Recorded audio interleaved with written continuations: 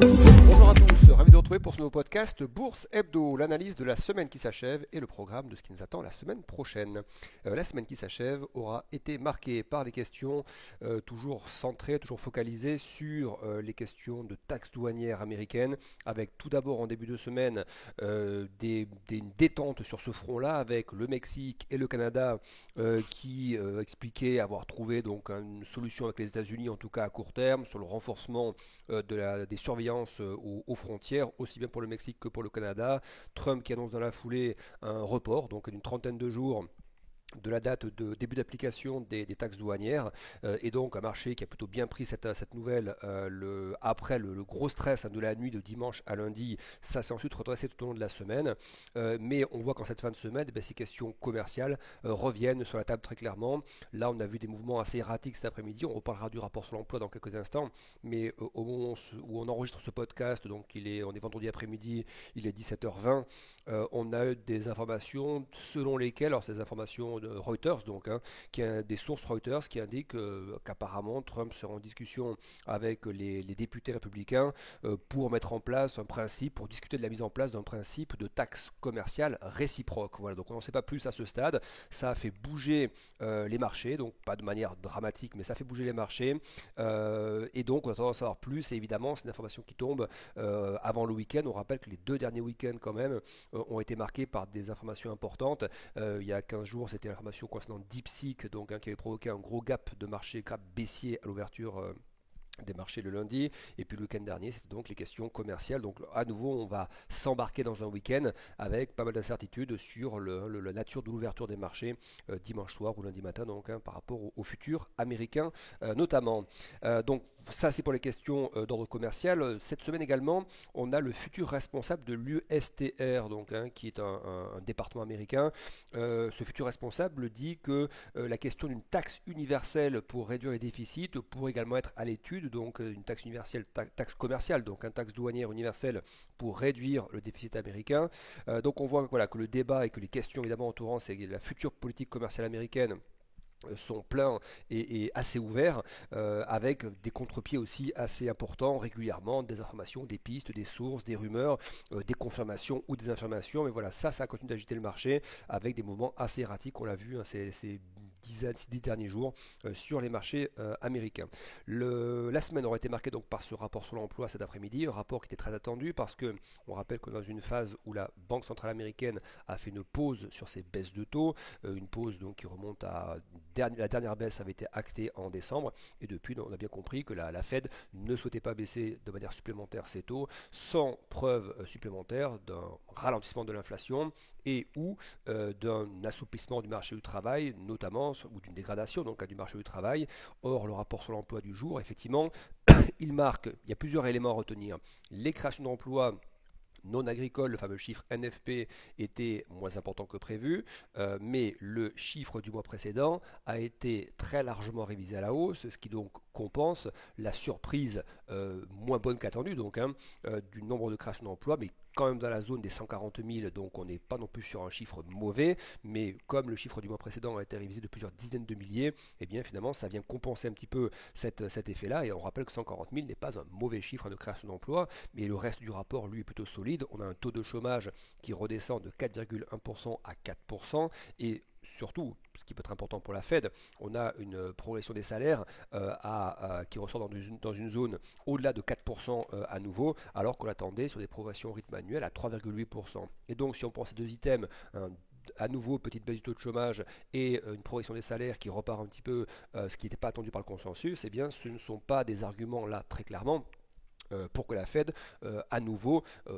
réintègre les questions de baisse de taux tout de suite. Donc il faudra d'autres éléments je ne vais pas dire de dégradation du marché du travail, mais de ralentissement un petit peu du marché du travail, ou surtout, ce qui compte pour la Fed, de nouveaux progrès sur le front de l'inflation. Mais il est très clair que ce rapport sur l'emploi du jour, et d'ailleurs ça s'est bien vu sur la réaction des taux américains dans la foulée, le 10 ans américain a rebondi assez nettement après ce rapport sur l'emploi. Donc c'est bien que la traduction immédiate par les marchés de ce rapport sur l'emploi, c'est qu'il était effectivement, notamment sur la question des salaires, il n'était pas en ligne avec ce que la Fed souhaite voir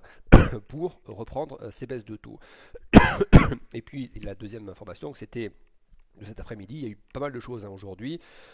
Excusez-moi, c'était la question notamment de l'indice de confiance des consommateurs aux États-Unis. Il y a deux éléments dans ce rapport sur la confiance des consommateurs. La confiance des consommateurs est un petit peu moins bonne que le mois précédent, donc ça c'est à noter, même si ce n'est pas dramatique, mais c'est un peu moins bon. Mais surtout, ce qui a fait réagir les marchés, là aussi cet après-midi, c'est la question des anticipations d'inflation de la part des consommateurs, notamment des anticipations à 12 mois.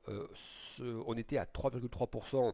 anticipé le mois dernier, désormais on passe à 4,3%, c'est donc un gros rebond au niveau des anticipations, et 4,3% d'inflation anticipée à 12 mois par les consommateurs américains, c'est une progression, une anticipation qu'on n'ait pas vue depuis novembre 2023. Alors effectivement, il ne s'agit que d'enquêtes, que de sondages,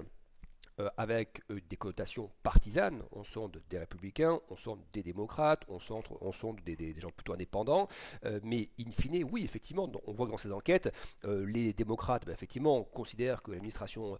Trump sera inflationniste, les républicains, dans les sondages, on voit qu'ils considèrent que non, cette administration ne sera pas inflationniste, mais in fine, on sonde un peu tout le monde. Donc, in fine, ce qui ressort quand même de la moyenne de tout ça, c'est une progression, et une progression assez sensible, et donc, on a eu cet après-midi, finalement, deux éléments qui ne vont pas trop dans le sens de la Fed. Ces questions sur l'inflation anticipée par les consommateurs, et puis aussi ce rapport sur l'emploi qui n'est pas assez mauvais, j'ai envie de dire qu'il est même plutôt bon,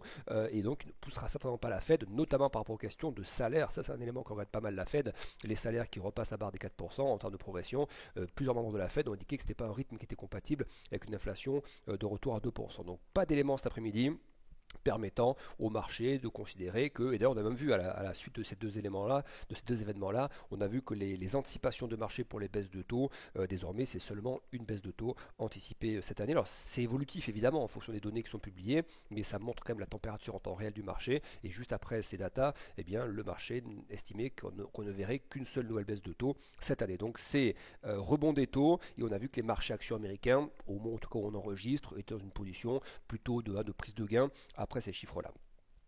Autre information de la semaine, c'est la poursuite des publications des résultats par les entreprises américaines, les grands groupes notamment, et on a eu donc une nouvelle surprise au niveau des publications, alors qui n'était pas de mauvaises publications de la part de Amazon cette semaine, mais ce qu'on a remarqué quand même que depuis quelques jours maintenant, sur plusieurs mastodontes de la tech américaine, je vais les citer, Microsoft, Meta, Amazon et Netflix, pour ces quatre entreprises-là qui pèsent donc plutôt lourd au sein des indices américains, notamment le Nasdaq, et bien sur ces quatre groupes-là, on a eu un schéma récurrent de projection de chiffre d'affaires anticipé pour le premier trimestre, donc le trimestre en cours, qui était plus faible que ce que le consensus des analystes attend. Et c'est assez rare pour être souligné parce que habituellement les publications des grands groupes américains, alors c'est jamais totalement homogène. Parfois il y a des groupes qui annoncent des chiffres d'affaires,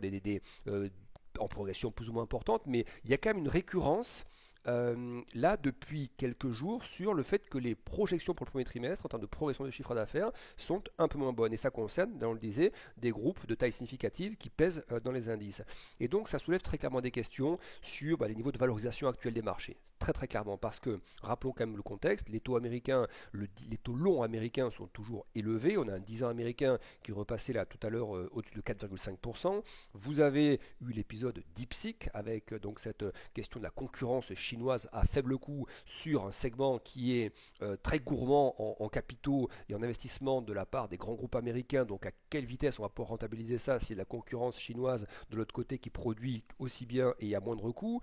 Ça soulève aussi des questions par rapport à la valorisation, tout simplement par rapport au niveau des taux. Vous avez des marchés actions américains et technologiques qui sont chers d'un point de vue des métriques historiques, et dans un environnement en plus où les taux en face, où le garanti, le sécurisé, à savoir l'obligataire souverain américain, rapporte à plus de 4,5% sur des horizons de 10 ans. Donc on est sur des... voilà, et sans parler de ces questions de projection, de résultats, donc notamment au niveau des projections, des fameuses guidances qui sont un peu moins bonnes qu'attendues sur pas mal de ces grands groupes. Voilà, ça soulève quand même des questions, et puis sans oublier aussi les questions de taxes commerciales notamment. Ça soulève des questions sur cette résilience du marché américain qui est quand même assez bluffante face à tous ces challenges qui en peu de temps finalement sont apparus en l'espace de tout juste 2 mois. Ça avait commencé en décembre avec la Fed qui a bien fait comprendre qu'elle ne baisserait plus ses taux pendant quelques temps. Et pourquoi les questions de taxes commerciales concernent aussi les grands groupes américains? Cette semaine, il y a eu 2 épisodes qui représentent ça. Tout d'abord, la Chine a annoncé cette semaine, ou en tout cas des sources laissent entendre que la Chine pourrait ouvrir une enquête contre contre Apple. Et on sait bien qu'effectivement, Apple est implanté en Chine, que d'ailleurs Apple, comme d'autres groupes, notamment européens par exemple, a connu des impacts négatifs de la faible croissance, du ralentissement de la croissance chinoise ces dernières années. Et donc, voilà, Apple serait concerné ou serait ciblé par des enquêtes si les questions commerciales avec les États-Unis prenaient une tournure un peu plus négative, s'il y avait une espèce d'escalade qui se mettait en place. Et on a aussi vu un autre épisode sur la question des colis, des fameux colis qui entrent sur le territoire américain, avec une situation assez cocasse, mais assez curieuse aussi, que le matin, je crois que c'était jeudi ou mercredi, l'US Postal, donc les services postaux américains, indiquent qu'ils n'accepteront plus, ce qui est une nouvelle assez frappante, qu'ils n'accepteront plus de colis en provenance de Chine et de Hong Kong. C'était évidemment une annonce destinée à tous ces petits envois, ces petits colis de Shein ou de Temu, donc de ces groupes chinois qui envoient par pièce, par unité, des petits colis dans le monde entier. Donc c'était évidemment une annonce qui ciblait ce genre d'envoi. Et puis quelques heures après, marche arrière de l'US Postal qui explique que finalement elle continuera d'accepter ces colis. Vous voyez de quelle manière ça doit être interprété ça? Est-ce que vous voyez ce retournement de veste assez rapide? Est-ce que c'est une espèce d'avertissement qu'on envoie à la Chine en disant regardez ce qu'on peut décider et puis on peut l'annuler aussi vite qu'on l'a décidé? Mais en tout cas, vous voyez pourquoi on parlait de ça par rapport à l'impact Nasdaq? Parce qu'on voit bien que ce genre d'escalade de tensions commerciales, peut aussi toucher, notamment si la Chine ouvre des enquêtes contre Apple par exemple, ça peut aussi toucher des groupes américains, aussi importants soient-ils, aussi surdimensionnés soient-ils, ça peut aussi les toucher. Donc voilà, on marche quand même sur les œufs sur ce plan-là. Et voilà donc ce qui fait retenir de cette semaine. 2 autres petites informations avant de voir le programme pour la semaine prochaine. La Banque d'Angleterre a baissé son taux de 25 points de base dans un contexte où elle a aussi divisé par 2, ça c'est important, sa prévision de croissance pour cette année. Prévision précédente aux alentours de 1,5%, on est désormais dans la zone des 0,7-0,8% de croissance anticipée, donc d'où la justification de cette baisse de taux. Et puis également, on a eu un chiffre américain un petit peu moins bon cette semaine, de l'ISM Service, un indicateur important pour la dynamique dans le secteur des services où réside encore la majeure partie de l'inflation américaine. Donc ça en revanche, c'est une information plutôt favorable pour la Fed dans le sens où si les services effectivement venaient être un peu moins dynamiques en termes d'activité, ça pourrait effectivement favoriser un retour de l'inflation à 2%. Mais comme on a vu, ça a été compensé par des questions de rapport sur l'emploi ou de questions du rapport du Michigan sur l'inflation anticipée par les consommateurs, on voit quand même que le bilan, c'était plutôt un petit rebond des taux aujourd'hui. Et puis autre information là qui va dans le sens encore une fois de tensions persistantes par rapport à Trump et les questions commerciales, c'est qu'on a eu cette semaine les chiffres du déficit commercial américain pour le mois dernier, et donc c'est un déficit, c'est le deuxième plus gros déficit de l'histoire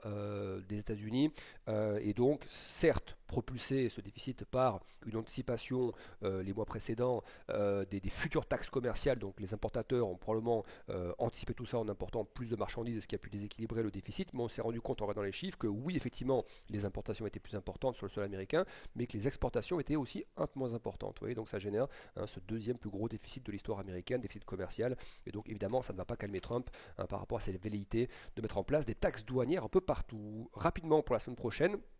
dimanche, on aura donc des chiffres sur l'inflation en Chine et les prix à la production. Pourquoi ça nous intéresse ce genre de données pour la Chine? Non pas qu'il y ait un problème d'inflation en Chine, ça on l'a déjà vu, il n'y a pas de problème, c'est même plutôt l'inverse, il y a même plutôt eu un petit problème de déflation pendant quelques mois. C'est justement un moyen de voir si éventuellement l'inflation repart un peu, ça peut être un signe d'un appétit un peu supplémentaire de la part des consommateurs. Donc c'est surtout par rapport à ça qu'on surveille les chiffres d'inflation, plus par rapport à une dynamique de demande intérieure que par rapport à des craintes liées à une inflation qui serait hors de contrôle, ce qui est absolument plus du tout le cas en Chine, c'est même rarement été le cas, c'était même plutôt un problème de déflation qui concernait la Chine il y a quelques temps. Lundi, on aura peu de données, mais un chiffre sur la confiance des investisseurs en zone euro. Mardi, on aura le fameux, on appelle ça le testimony, donc c'est Jérôme Powell qui pendant 2 jours, ce sera mardi et mercredi sur 2 journées, sera auditionné par les membres, par une des commissions une des chambres du Sénat aux États-Unis. Donc ça commencera mardi et ça s'achèvera mercredi. Donc double discours, enfin deux journées où on entendra Jérôme Powell, mardi et mercredi. Mercredi, journée aussi importante avec les chiffres d'inflation aux États-Unis, la mesure CPI, donc indice des prix à la consommation aux États-Unis. Jeudi, ce seront les prix à la production aux États-Unis, donc ça aussi c'est important, toutes ces données de prix évidemment importantes pour la Fed. Et vendredi, on aura des chiffres de vente au détail aux États-Unis. Excellent week-end à tous et rendez-vous la semaine prochaine pour un nouveau podcast. Au revoir.